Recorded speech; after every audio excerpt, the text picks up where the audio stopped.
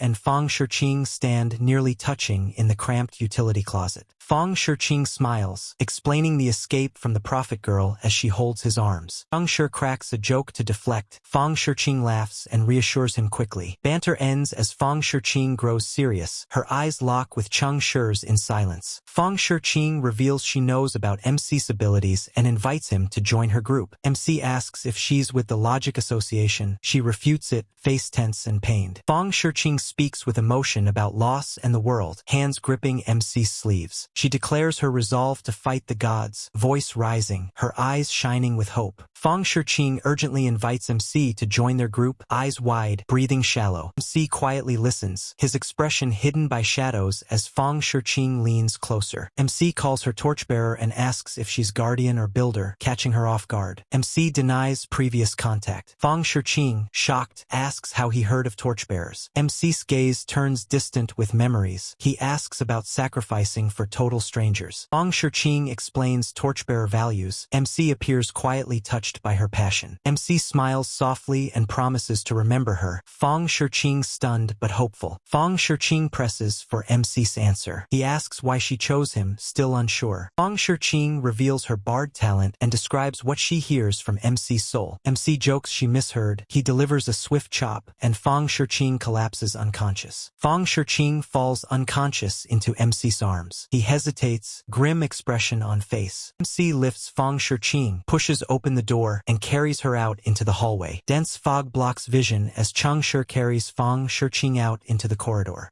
Ming's voice echoes ahead as he searches for Chang Shi and Fang Shiqing. Chang Shi grabs Ming's arm, testing him before confirming his identity. Ming notices unconscious Fang Shiqing in Chang Shi's arms and asks about her. Ming explains he fought berserk dwarves but avoided injury in the fog. Chang Shi praises Ming's skill, curious why he was late to the circus earlier. Chang Shi asks about Old Man Huang's absence. Ming's face turns uneasy. Chang Shi reveals Ming's faith in order and teases him for being an executioner. Chang Shi shrugs off their opposing faiths and quotes an ancient scholar. Other team members call out in the fog, breaking the awkward atmosphere. Fang Shiqing wakes. She thanks Chang Shi with clenched teeth and forced smile. Chang Shi jokes about the rescue as the group regroups in the dispersing fog. Ming's executioner mark is revealed. Su Lu and Bai Ling shudder at the sight. Fang Shiqing ponders Chang Shi's motives, unsettled by his unpredictable choices. Chang Shi lingers, watching Ming depart before turning back with a sly grin. He strolls back alone to the servants' quarters, ignoring everyone's warnings. Chang Shi inspects the dwarves' bodies, noting odd blunt-edged wounds on each. He uncovers a blood-stained dwarven warblade, noting it's likely a murder weapon. Judging by all details, the murder scene was staged in haste, without any cleanup. He surmises the dwarves attacked a single person, but fought among themselves too. He suspects 6 killers for 6 victims, possibly due to internal conflict or control. He finds a fine ring on a dwarf's finger, intrigued by its precise dwarven craftsmanship. Pocketing the ring, Chang Shi leaves the servants' quarters with a sly grin. Bai Ling greets him outside, dressed elegantly and smirking playfully at his arrival. He jokes about clinging to him. He sighs and brushes past, avoiding her teasing gaze. Bai Ling brags about gathering intel in her new dress. She whispers about the Duke. They move through the crowded manor hall. MC signals Bai Ling to follow his lead. He decides the answer isn't here and heads elsewhere. Bai Ling quietly follows him. He feigns indifference, teasing MC about his need for praise. He tells her to hush. He guesses the dwarves' ring holds no value to nobles. The target isn't among them. He shifts focus to the Duke and signals Bai Ling toward the grand staircase ahead. Bai Ling, nervous, receives MC's signal to distract 2 armored guards at the stairs. She makes an indecent gesture at the guards, who blush and reluctantly let her pass. MC nearly stopped by the guards, but Bai Ling scolds them. Both are allowed upstairs. Fang Shiqing and Su Lu, refused by the guards below, watch MC and Bai Ling ascend. Su Lu protests while Fang Shiqing cuts her off and leads her away from the stairs. Upstairs, MC and Bai Ling enter the Duke's lavish room. The Duke lies murdered inside. MC quickly hides with Bai Ling in the wardrobe as voices and footsteps approach. Duchess Diller bursts in, shouting about the murder. A nervous man insists he's innocent. Duchess Diller and the guard argue over the Duke's death, both anxious and bitter. Diller panics about the banquet and the political fallout if the Duke's death is exposed. Guard insists he won't be ruined. Diller stammers about laws and riots, visibly distraught. Diller begs the guard to help her cover the death. He coldly agrees before she leaves. Diller exits. In the wardrobe, MC and Bai Ling exchange silent, relieved glances. Guard stands in silence after Diller leaves, then turns sharply toward the wardrobe. Wardrobe doors open, guard grins, greeting MC and Bai Ling with chilling mockery. MC and Bai Ling silently strategize, confirming her hunter rank is surprisingly low. MC reassures Bai Ling, then prepares to strike as she counts down in her mind. They spring from the wardrobe. Bai Ling readies her bow. MC preps a healing spell. Guard stands by the bed, smirking. Bai Ling's psychic attack is blocked by his mind. MC notices the guard's gold order ring, identical to the one he took from the dwarf. Guard bursts into laughter, realizing the conspiracy, confronting MC about his payment. MC admits low payment, then casts accelerated metabolism on the guard's injured legs. Bai Ling fires an arrow laced with corruption, striking the guard's arm. Guard smirks, unleashing a wave of holy light, nullifying Bai Ling's attacks instantly.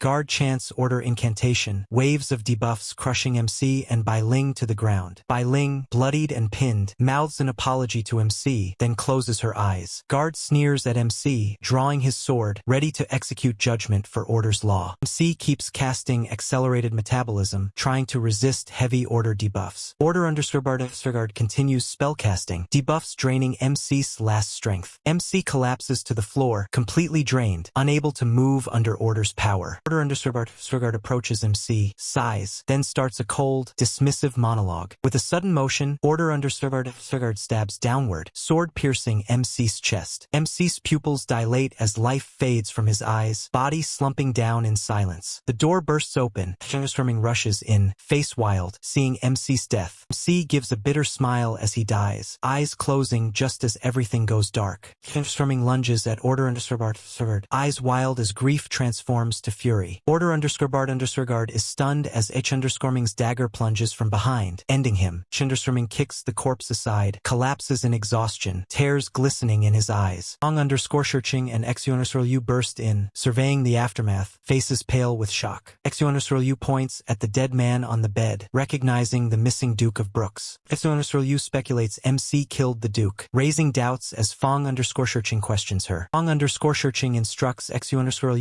Underscorming to wait outside, intent on funerary rites. Fong Underscorching pats Underscorming on the shoulder as he leaves, offering silent comfort. Inside the silenced room, Fong Underscorching's sorrow fades, fury flaring behind her eyes. Fong Underscorching revives MC, green light swirling as magic seeps into his wound. MC gasps silently for air, alive again. Fong Underscorching laughs quietly at his struggle. MC checks his pocket watch, relieved only 20 minutes have passed since death. MC silently restores Underscorling with a snap. She revives, eyes wide with disbelief. Underscorling stares at MC in disbelief. Her aura of corruption deepens after revival. MC secretly slips a potion vial into Bai Ling's hand before the battle begins. Bai Ling examines the potion label and realizes its power to prevent true death. MC counts down before the charge while Bai Ling drinks the potion quickly. Bai Ling revives on the floor, realizing MC never intended to betray her trust. MC internally thanks former teammates for their help making the potion credible. MC recalls his faith skill, fabricated items only work if 5 people believe. MC reflects he gambled, and 3 teammates plus Bai Ling made 5 believers. Fong Shiqing, reassured both survived, relaxes and eyes MC for an explanation. MC grows serious, gazing at the door. Fong Shiqing immediately senses a threat. Fong Shiqing recalls the warning, realizing a third party lurks in their trio. MC mouths that Ming may not be real. Fong Shiqing and Bai Ling are alarmed. Fong Shiqing and Bai Ling argue, doubtful of MC's accusation but still trust him. MC signals for preparation. Fong Shiqing readies a golden glowing page talent. MC clings to Fong Shiqing, who sighs, and prepares the eternal prison page. Fong Shiqing looks back at MC, warning him to make up for using her skill. Fong Shiqing slaps the golden page on Ming, pinning him with time energy. Ming, immobilized, shouts in confusion. Su Lu springs back, dagger ready. Fang Shi and Bai Ling exit, alive. Su Lu staggers, shocked by their return. MC seizes Bai Ling's arrow and jabs it into Ming's shoulder mid, interrogation. MC taunts Ming, who nervously defends himself. Fong Shiqing watches closely. MC insists Ming is fake. Ming tries hard to keep up the innocent act. MC presents his evidence, listing every detail that exposes Ming's identity. MC prepares to use the truth of confession potion as Ming bursts out laughing. Ming, grinning like Huang Bo, mocks MC, his true identity exposed at last. MC tricks Huang Bo into confessing his S-rank power, exposing the plan behind Ming. Huang Bo laughs wildly, revealing Ming's life is linked to his own survival. MC unexpectedly stabs Huang Bo, driving the blade into his chest with cold resolve. MC pulls out the blade and fatally slashes Huang Bo's throat, ending the threat. MC severs Huang Bo's head and sets the corpse ablaze, ensuring no revival. 3 teammates stare in stunned silence as MC finishes burning Huang Bo's body. Fong Shiqing faces MC, emotions conflicted, but MC calmly wipes blood from his hands. Su Lu tugs Fong Shiqing's sleeve, voicing doubts about Huang Bo's roundabout strategy. Su Lu's deduction surprises everyone. Fong Shiqing turns to MC for his explanation. MC clarifies the guard's role in the trial, revealing Huang Bo wanted to seize him. Bai Ling rushes into the side room, checking if the dying guard is still alive. Fong Shiqing urges MC to heal the guard. MC kneels and casts his spell at once. Su Lu impatiently demands answers, shouting at the nearly unconscious guard. The guard becomes points of light, forming a golden memory gate, the final exit. Su Lu panics at the exit, struggling to trust MC just after his brutal actions. Su Lu attempts to dash through the memory gate, MC grabs her arm to stop her. Sulu attacks MC with barred magic, but he quickly neutralizes the negative effects. MC blocks Sulu's exit, drawing suspicion. Fang Shiqing demands an explanation. MC voices doubts about the memory gate, questioning the missing prophecy details. MC replays the Eternal Night Labyrinth events, retracing every lead and revelation. A flash of insight, MC realizes he overlooked the broker's clue, an unseen connection. Chang Shi's logic stuns Bai Ling and Fang Shiqing as he proposes another solution. Chang Shi frames Sulu's prophecy result as a key clue, drawing the group's focus. The truth of the prophecy unsettles the entire group, tension building in the corridor. MC encourages the group as he heads off, hinting he knows a possible answer within reach. Sulu glares at Fang Shiqing, interpreting her actions as betrayal under MC's influence. MC leads the party through the bustling manor, ignoring the oblivious noble guests. At the servants' quarters, MC shows the high-heeled print in the sandy soil to the team. Fang Shiqing realizes the Duchess's role as MC explains her link to the higher dwarves. Bai Ling tests MC about his plan, prompting his teasing reply before they set off again. MC's brief softness surprises Bai Ling as he offers reassurance before moving on. MC and Bai Ling search the manor's gardens until they spot the Duchess fleeing quickly. Group blocks Duchess Diller's escape and confronts her with pointed questions. MC tricks Diller with a story about dwarves, pushing her to reveal her true self. Fang Shiqing uses magic to trip Diller, sending her crashing as ropes fly to bind her. Bai Ling binds the fallen Duchess, tearing her disguise to reveal the dwarven imposters. MC exposes the dwarves, extracting a confession about their plot to seize the town. MC hypnotizes the dwarves, triggering one to burst apart, forming the second final gate. Fang Shiqing appeals again to MC, but he refuses her offer with humor and lightness. Bai Ling suddenly hugs and kisses MC's cheek before running, grinning, for the gate. MC laughs off Bai Ling's lie, feeling grateful instead of resentful as she vanishes. Fang Shiqing urges Sulu through the final gate, not wanting to leave her behind. Sulu breaks free in panic, shrieking that the final gate is a deadly trick and trap. Sulu shouts her patron's warning, "Don't trust the follower of time," shocking all. Sulu accuses MC, shouting he killed everyone and now wants to kill Fang Shiqing. MC offers Fang Shiqing a choice, trust Sulu or him, one decision to make now. Fang Shiqing asks MC directly, "What command did your god give you in this memory?" MC claims his god commanded him to kill Sulu, fueling Sulu's panic and rage. Sulu, breaking down, calls Fang Shiqing a fool for trusting MC and flees in rage. MC jokes about Fang Shiqing's loyalty. She responds, choosing to let Sulu go. Fang Shiqing shares a final handshake with MC, face flushed, awkward but sincere. Fang Shiqing requests her compensation. MC realizes she wanted the payment he owed. MC presents Fang Shiqing with the golden mask of joy. She studies it in surprise. Fang Shiqing realizes the mask allows her to summon MC in the future for aid. MC promises her a bonus. She laughs and copies his skills into her magician's book. Fang Shiqing steps through the final gate, bidding a resolute farewell to MC. MC alone again, turns and heads after Sulu, eyes sharp, decision made. Sulu collapses unconscious in a garden near the hall. Drug effects overwhelm her. MC explains the drug was precaution, traces events leading to Sulu's collapse here. MC receives a true divine command from deceit, kill the follower of fate, matching his lie. MC drags unconscious Sulu out of the garden. Servants in the distance avoid his stare. Sulu regains consciousness at the gate. Seeing MC, she begs for her life in terror. MC lifts Sulu by the throat, sneers that death is too simple, then flings her through. MC considers using his die to disrupt Sulu's destiny, but nothing happens. Ling wakes as sunlight warms her face. She pinches her cheek, confirming survival. She laughs with relief, then falls silent as the ceiling triggers Chang Shi's question. Bai Ling stands before her mirror, examining the marks of corruption on her bare skin. She showers under scalding water, scrubbing her skin until exhaustion overcomes her. She dreams herself back to the day of the god's descent, asking what she must do. Entranced, she hears the voice promise all forms of desire and ask nothing more. She objects to harming others. The voice suggests bringing them pleasure instead. In her dream, Bai Ling accepts and becomes the sensory predator, never harming anyone. Bai Ling wakes, dries off and chooses a new dress, savoring survival's small rituals. She carefully hangs her old dress, tracing memories of the last brutal trial. She finds a hidden letter in her dress. Shocked, her hand flies to her mouth. She reads, an invitation from the torchbearers. Her eyes linger on each line. Fang Shiqing Fong draws a symbol with chalk. The blackboard becomes a twisting dark door. She steps through into a void. Steps appear, guiding her to a figure of candlelight. Fong Shiqing teases the flame of hope. The entity bristles but answers her. She enters a bright hall. The torchbearer commander questions her with concern. Commander questions her rank trial wounds. Fong Shiqing deflects, more concerned for him. He explains. Fong listens, face serious, but does not press for unneeded details. He reports sending torchbearer invitations. Fong reveals the sensory predator accepted, smiles and asks why. Fong answers with poetic certainty as sun spills through windows. Su Lu wakes screaming, knocking tarot cards and a crystal ball from her table. She clutches her dice of fate, fear turning to rage and bitter disbelief at survival. Jie's frantic shout breaks Su Lu's spiral. She forces a steady voice, hiding pain. She thanks Xie for his potion, forcing calm as hatred for Changshi seethes within.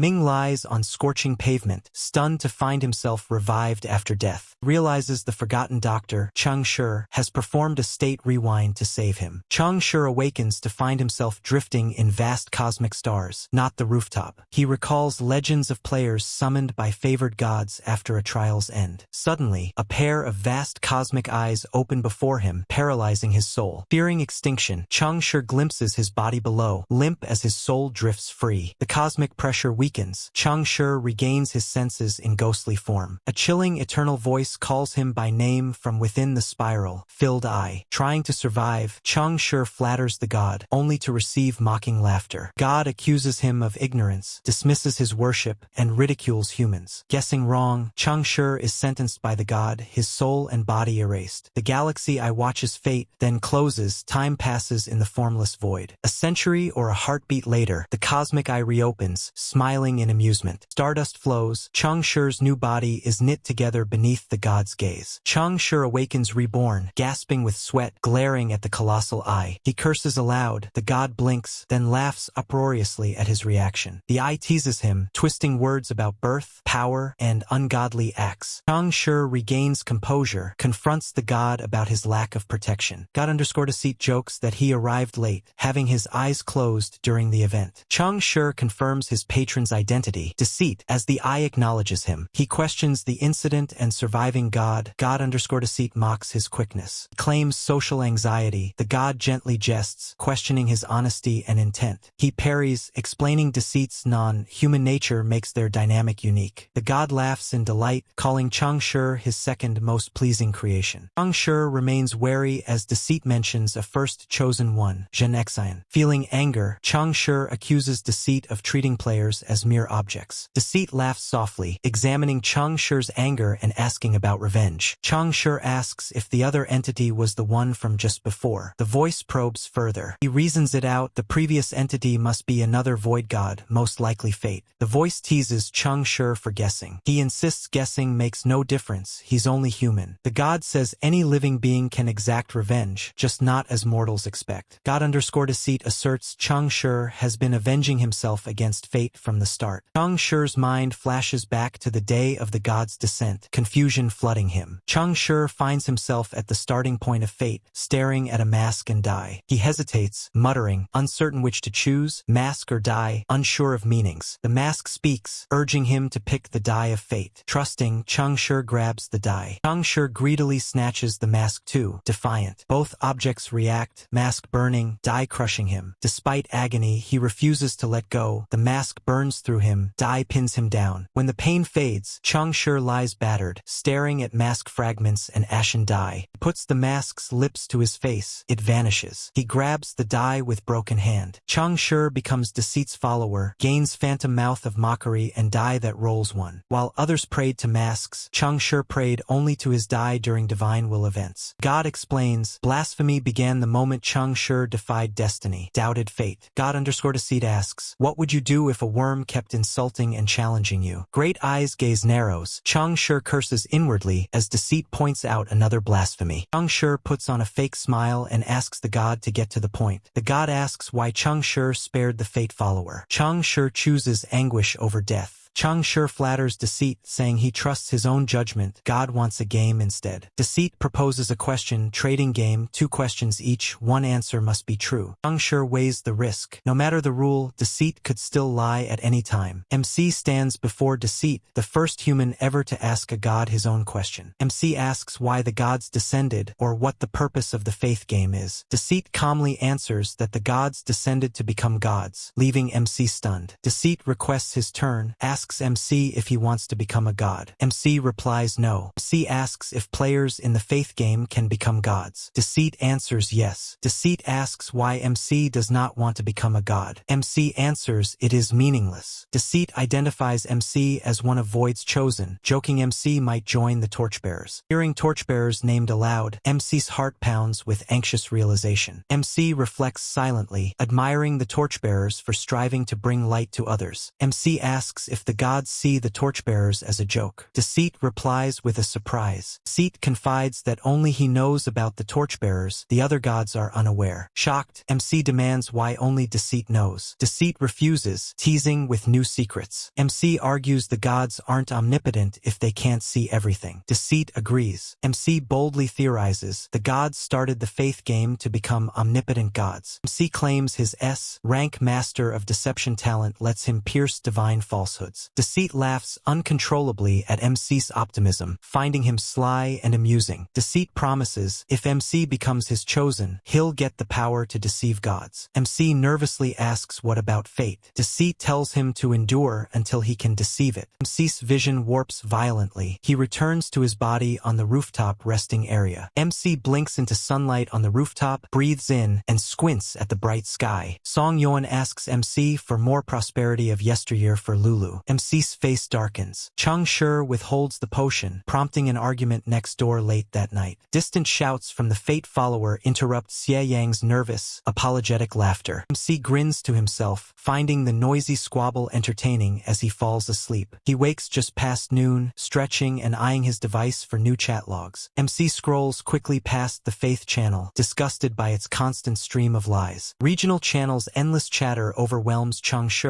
leaving him with a mild headache. Only the Class channel holds his interest, flaring with fresh rivalry and gossip today. Jokes fly in the Class channel about Prosperity's hairy mishaps and changing Chosen Ones. Prosperity Chosen One jokes escalate into banter about Decay's ranking dominance. A quick string of Class channel insults reveals secret rivalries and mocking friendships. MC freezes when Deceit's new Chosen One is mentioned, opening the rankings to check. He recalls True Heart's fall from grace, once leading, now only rank 21 in Deceit. Puzzled by the sudden drop, MC posts a blunt question in the Faith channel. MC watches as his blunt message triggers an avalanche of rumors and chaotic replies. MC frowns as rumors suggest True Heart is searching for someone, reason unknown. He scrolls through the rankings, noticing famous IDs among top-tier players. Realizing his points keep maxing out, MC stops himself from analyzing it further. MC sighs, tempted by Deceit's offer but too lazy to try hard for chosen status. The week drifts by idly until a blood-red trial alert shatters the calm on his screen. Reading the new trial's rules, MC starts as stress knots his stomach in anticipation. Trial rules stand out: 7 days, the longest ever, and a mysterious fatal path. Team matchmaking completes. MC's vision plunges into absolute darkness. Trial begins. A summer breeze stirs curtains as Chung Shi awakens alone in a soft guest bed. He sits up, surveying the unfamiliar guest room with rising caution and unease. After searching the room for traps, he breathes out, feeling slightly calmer. Soft noises from the next room make him pause, ear pressed against the wall. He hears faint breathing from the other side, realizing another player listens too. MC quietly whispers a trial code phrase through the wall, watching for reactions. Dagger thrust rips through the wall, its tip halting beside MC's throat. The dagger taps his throat, then withdraws. A pale hand slips through the gap. He clasps the cold hand in greeting, studying the impossible arm's flexibility. A husky woman's voice greets him. MC lets go, asking about her senses. They confirm mutual awareness, both cautious. Simultaneous knocks echo at both doors. New voice calls from the hall. The woman yells back, demanding they leave. leave. A low laugh answers. MC tells the assassin woman he'll open his door first. Ignoring protocol, the assassin woman dashes to open her door first. MC opens his door to find 3 confident, battle-seasoned men in the hallway. Nearest man, aristocratic yet plain, clothed, sniffs in disdain at MC's caution. Assassin_woman steps out, tank top, leather pants, and bold sleeve tattoo revealed. The central man smiles. Fong Ju, Lawbringer, 2437. His poise radiates authority. _Shiguang, glasses gleaming, introduces himself as a memory traveler with a 2502 score. Du Shiguang reveals his score, 2502. Chang Shi's excitement instantly fades. Another 2400-plus player, even higher. Chang Shi senses the pressure among elites. Chang Shi remembers his own points. He wonders how many points did he have. Shiguang stands unmoving, a memory traveler, mage of the memory path. MC recognizes memory path is enemy to deceit, raising his guard further. Despite strong rivals, MC doesn't panic. He has met top scorers before. Shiguang stands tall, glasses glint, coat open, body lean but imposing. Yunny introduces herself, Apostle of Oblivion, score 2491. MC raises eyebrow. Yunny's lively look surprises MC. Assassins are often full of contradictions. MC thinks, assassins often hide contradictions. Yunny fits the pattern well. MC observes Wei Guan, long-haired, pretty, disdainful gaze for everyone around. Wei Guan introduces himself. He's a fool hunter, follower of Folly, score 2450. Folly's followers believe all life is foolish, all civilization is idiocy. Wei Guan's mind is sharp, more so than truth followers. His skills are top tier. MC notices 5 players present, yet one more should be here. The 6th is missing. At the hallway's end stands a huge monk, bare torso, eyes closed, completely silent. MC knows instantly, a follower of silence. Stoic, never speaking, always listening. Wei Guan dismisses the monk, considers him not worth their time. MC grits teeth. MC introduces himself, Chang Shi, devourer of reason, claims a score of 2401. Fong Ju raises an eyebrow. The others frown. MC's faith draws instant attention. MC remembers he became a follower of chaos after last trial state rewind. He faked his score to survive, hiding his real 2100 points from Fool Hunter. Before Fong Ju reacts, Yunny flashes forward, dagger at MC's throat again. MC stays calm, smiling at Yunny, like my Adam's apple, want to keep it? Yunny plays coy, doubting MC's identity as a real chaos follower. MC retorts, pointing out Yunny's restraint despite being a supposed agent of Oblivion. Yunny suddenly stabs MC's shoulder, testing his reaction without mercy. MC stays calm, pulling Yunny's dagger from his shoulder as she watches. He casts a shared divine grace healing spell, closing the wound before observers. The others watch, intrigued by MC's power, but wary of his chaos affiliation. Yunny's dagger returns to MC's chest. Her suspicion and irritation flare again. Yunny demands the truth, referencing lies of yesterday and the deceit faith. MC bluffs, claiming some players never appear on the ladder of ascent. Yunny accepts the explanation, eyebrows raised, withdrawing her dagger silently. MC wonders about high-ranked players hiding from the ladder. A new worry forms. Fong Ju assumes leadership, stating trial goal and calling for cautious investigation. Fong Ju singles out the chaos healer. His warning is clear to MC. Players disperse. Wei Guan leaves alone. Du Shiguang waves. Yunny vaults below. MC and Fong Ju exchange words as faith, opposed teammates. MC delivers a curt insult. MC returns to his room, changing into the inn's plain stableman, like clothes. Dressed for the role, MC chuckles at himself, preparing to gather intel discreetly. MC strolls through the inn, chatting up the innkeeper for information and clues. MC observes the inn's grid, like 3-story layout, open skylights, and facing doors. He learns Yongzhan is a prosperity town, all locals followers under their god's gaze. Locals mention cultists, law troubles, and a recent spate of deaths in the town. The innkeeper hints about his will watching over the town center, urging MC to visit. MC heads for the prosperity town center, ready to uncover the god's true influence. Chang Shi explores the vast city, noting its thriving communities and dense buildings. It takes Chang Shi more than an hour to finally reach the center city square. He studies the blue blooming in waiting of withering, a monumental flower radiating life. Up close, the stone petals shimmer, shifting from solid to vibrant living flower. MC marvels as the artifact's divine power fills the square with gentle, endless vitality. Chung Shi ponders the trial's title and realizes death cannot truly occur here. Out of nowhere, Yunny appears beside him, her gaze fixed straight ahead. Yunny's teasing voice breaks the silence. She challenges him about his priestly role. He asks if he's afraid of losing his job since no death can occur under the god's gaze. Suddenly, Yunny pulls a dagger and stabs Chung Shi directly in the chest. Blood pours from his chest, but Chung Shi stays upright, focusing on his wound. Vitality surges through him as prosperity's power rapidly erases all trace of death. His heart wound heals, but external bleeding continues. Pain lingers sharply. MC applies a healing spell, chuckling about priestly necessity. Yunny nods once. Yunny passes him the dagger, demanding he returns the favor by stabbing her next. He stabs Yunny in the chest, but his precise aim avoids her vital organs. Yunny's expression turns cold as she accuses MC of enjoying the attack too much. Yunny silently pulls the dagger from her chest. Blood falls, then vanishes instantly. She watches her blood vanish, face hidden, emotion concealed beneath quiet composure. Elsewhere, a shirtless man in the crowd glances at them, deep in thought. Chung Shi leaves the square, heading toward the Law Enforcement Bureau for answers. Approaching the bureau, MC quietly listens as uniformed enforcers pass, discussing a murder. He overhears details. A jeweler died suddenly at night, body showing no injury. MC learns the victim died of terror, breaking prosperity's promise of undying life. Gossip reveals two more similar deaths, all victims found in the streets at night. A fourth victim collapsed outside a tavern after a curfew. Panic sweeps the town. Chung Shi rules out decay. The corpses lack decay as a challenge to prosperity. He concludes the killer aims to spread fear, not display allegiance openly. MC suspects the killer serves corruption or death, not decay's doctrine. He recalls death and prosperity both belong to the life path despite differences. He studies the artifact's rules. Prosperity protects life until its natural end. Death marks a natural conclusion. MC weighs trial's possible paths and outcomes. MC debates catching or aiding the killer. The trial's solution splits two ways. Wei Guan lingers near the bureau. MC spies him waiting, lost in thought alone. Wei Guan notices teammates arriving, snorts derisively, leaves before the rest. MC chuckles to himself, amused by Wei Guan's attitude toward teamwork. MC wanders town as dusk falls. Fewer people crowd the anxious, emptying streets. He heads back to the inn. The first floor is crowded, teammates already gathered. MC joins his teammates. Fong Ju leads. Team gathers around a wooden table. MC notices the ascetic monk standing silent in shadows, eyes locked on them. MC makes brief eye contact with the monk, startled, then gives a polite nod. Fong Ju starts intel sharing. The report is thorough, impressing MC greatly. Wei Guan dismisses the report as useless. MC mocks him, breaking the tension. Du Shiguang provides analysis like MC's. The two share a mutual look of respect. Yunny describes her autopsy findings. Victims suffered curse, like deaths, not wounds. MC shares insights on clues. Fong Ju praises his orderly reasoning for chaos. Fong Ju's smile fades. He sees Chung Shi as a new threat for the first time. Wei Guan mocks the team, then walks away. MC's annoyance with him grows. Fong Ju stands, slamming the table. Wei Guan heads for the door, unfazed. The doorman tries to stop Wei Guan, warning of curfew and night dangers. Wei Guan scoffs at the warning, brushes doorman's hand aside, steps into darkness. Whole table mutters idiot in unison as the inn-door slams shut behind him. Everyone realizes Wei Guan is using himself as bait to lure out the killer tonight. MC sympathizes with Chun Chong as Fong Ju rallies the group for a nighttime search. Fong Ju notices the ascetic monk has vanished from his shadowy corner of the inn. MC quietly slips out the inn's back door, preparing for his own nighttime pursuit. Eternal Bloomtown's night air is warm as MC quietly steps into winding streets. MC observes drunken townsfolk staggering past, calling out prosperity's name for luck. Quickly moves in the direction where Wei Guan disappeared into the darkness. After leaving the inn, Wei Guan's footprints vanish without a trace in the dirt. MC perches on a rooftop, scanning the empty streets for any sign of Wei Guan. Yunny stands on a windmill tower, also scanning for signs of Wei Guan's movement. Shiguang voices concern that Wei Guan may act act alone and decide things for them. MC notes the group splits into 8 teams, but no one finds Wei Guan after an hour. Suddenly, the ascetic monk reappears, leading them silently to the southern edge. They find Wei Guan's corpse in uniform on the wide southern street, shocking MC. Fong Ju leaps down to Wei Guan's side and invokes the S-rank faith talent of order. Fong Ju's decree envelopes everyone in golden light. MC senses a status conviction. Yunny steps forward, directly questioning MC about his allegiance to deceit. Under compulsion, MC denies Yunny's accusation. Her expression shows genuine surprise. MC turns the tables, loudly asking Yunny why she wanted to kill Wei Guan. Yunny blurts her reason for hating Wei Guan. Du Shiguang steps in, finger to her forehead. Du Shiguang activates flow of memories, projecting Yunny's memory for all. Yunny's private changing memory is displayed. Tension and silence seize the group. Heavy silence falls after the memory. MC's lips twitch, noticing Du Shiguang's stare. Without warning, Yunny stabs Du Shiguang, venting her anger with savage strikes. Du Shiguang revives. Yunny, looming over him, asks if it was worth watching her memory. Conviction compels Du Shiguang. He admits it was worth it. Yunny attacks his eyes again. MC breaks up the fight. Yunny turns and fixes MC with an icy, accusing glare. Yunny accuses MC. Forced by conviction, he blurts out agreement, then recoils back. Suppressed laughter from Yunny. She invites MC to her room, eyes glinting with intent. MC inwardly curses. He seriously considers joining silence to avoid such responses. Fong Ju regains composure. He turns attention back to his main target, not MC. Fong Ju focuses on the ascetic monk. The monk breaks silence, denies involvement. Group listens, shocked as the monk speaks. Even silence followers break for danger. Fong Ju ends his hymn and methodically examines for more clues at the scene. Du Shiguang and MC collaborate, thoroughly searching each building for hidden clues. Yunny repeats the autopsy. Results match her first assessment, no visible injuries. MC steps close to Wei Guan's corpse, observing the wide-eyed, terrified expression. MC asks about reading Wei Guan's memory. Du Shiguang explains he can't read the dead. Yunny warns MC. The killer erased all traces. A perfect assassin left nothing in eyes. MC checks Wei Guan's body. Finds limbs warm, chest cold, suspects something is wrong. Fong Ju asks MC if he is a doctor. MC answers with his devourer of reason identity. Yunny prods MC about his priesthood. MC refuses to answer. Conviction is over now. MC recalls learning exam skills from his adoptive father, never asking for the reason. Continuing his exam, MC presses muscles and fascia. He requests a needle for the heart. Yunny asks where MC wants the needle. He points to Wei Guan's heart with confidence. Yunny presses her finger where MC points. The others watch, tense and expectant. Yunny straightens, not a trace of blood or reaction from Wei Guan's body shows. Everyone waits for something to happen, but Wei Guan's body remains unchanged. Only MC smiles, having understood Yunny's two-dimensional assassin technique. MC recalls Yunny's body, flattening power. The dagger is only a cover for her real skill. Fong Ju notices no blood has spilled and questions if something is wrong with the heart. MC nods, draws his surgical knife, and swiftly dissects Wei Guan's chest. Wei Guan's chest is opened. The heart is missing. The group reacts with shock. MC explains the heart was stolen, using pressure analysis as evidence. Fong Ju suspects oblivion. The group wonders if such powers could hide a heart. Everyone looks to Yunny. She shrugs, denying any connection to Oblivion's methods. Yunny's indifference is obvious. She dismisses further suspicion with a shrug. Du Shiguang draws a golden ring in the air, revealing the library beyond. Du Shiguang pulls out a shadowy book, searching its ghostly pages for answers. He declares the case an SSS-class divine dagger called When Fear Descends killed Wei Guan. On hearing about the divine dagger, everyone's faces harden with silent dread. Yunny accuses Du Shiguang of forgetting details. He calmly claims memory is irrelevant. Du Shiguang throws the spectral book away as the golden portal ring dissolves. MC ponders Du Shiguang's powers. Followers of memory can trade memories for gifts. Fong Ju bluntly states the killer is inside the inn. MC silently agrees. MC realizes the marking needed proximity. The actors forced the killer to move early. MC wonders what could make Wei Guan, a follower of folly, feel true fear. Doubt lingers. Even MC can't say he would not yield to such fatal fear himself. MC considers the next step. Should they even dare return to the inn tonight? Yunny leaves first, unfazed. Cheng Shi watches her stride through the gloom. Du Shiguang suggests reporting the murder. Fong Ju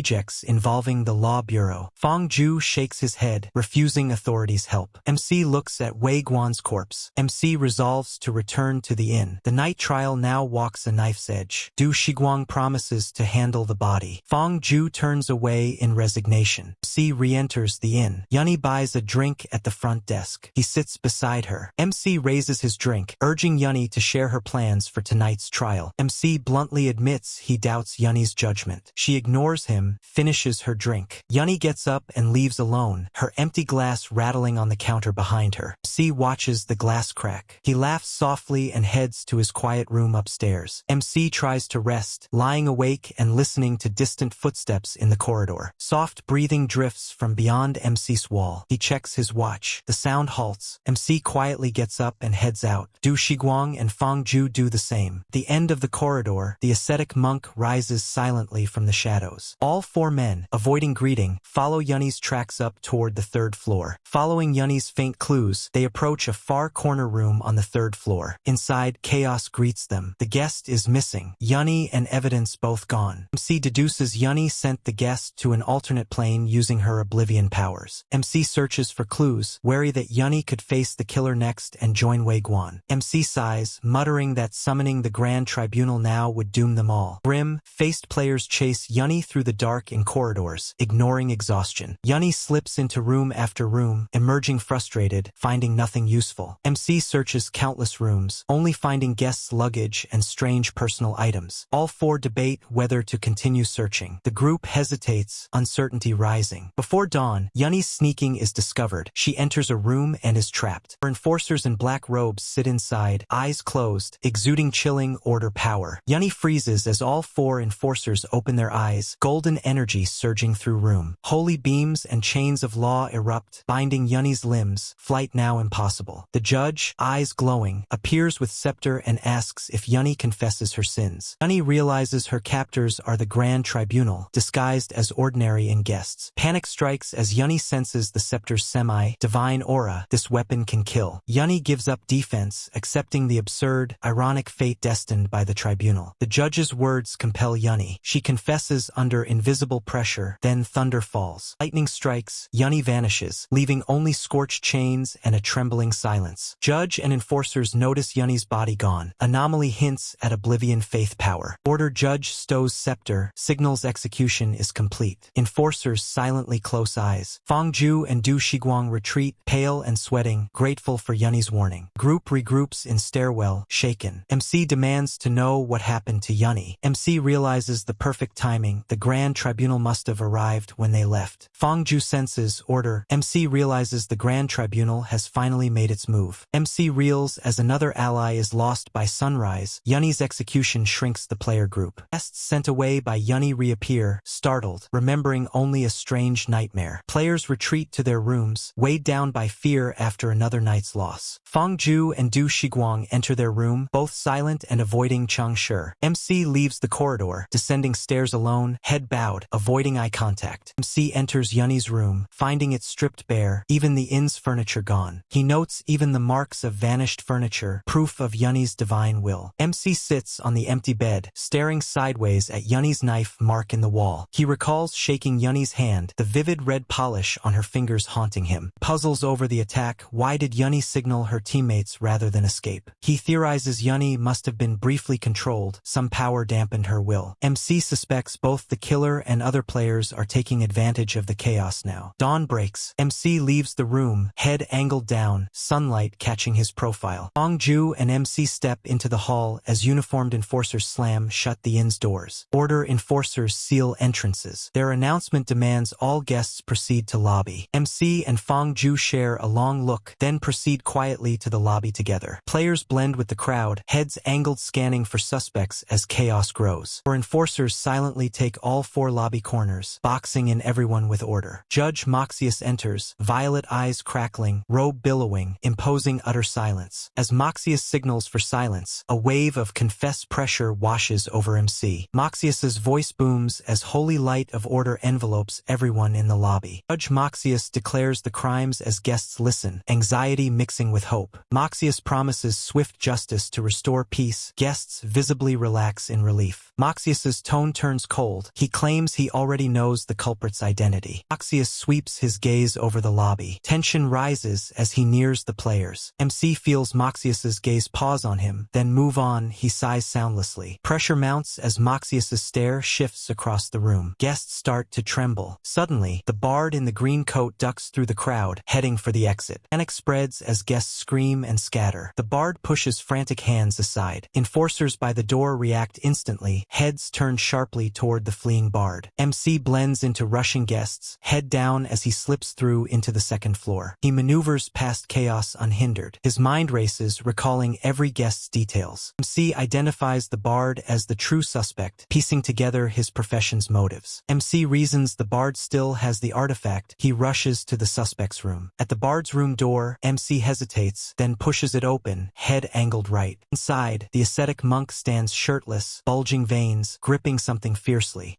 MC tries to heal the monk, but a silence field stops all magic. Frustration grows. MC threatens to scream for help. The monk falters, then slowly turns halfway around. Monk reveals a dagger writhing in his hands, red light pulsing with sinister power. Red light surges. The artifact, when fear descends, struggles in Monk's desperate grip.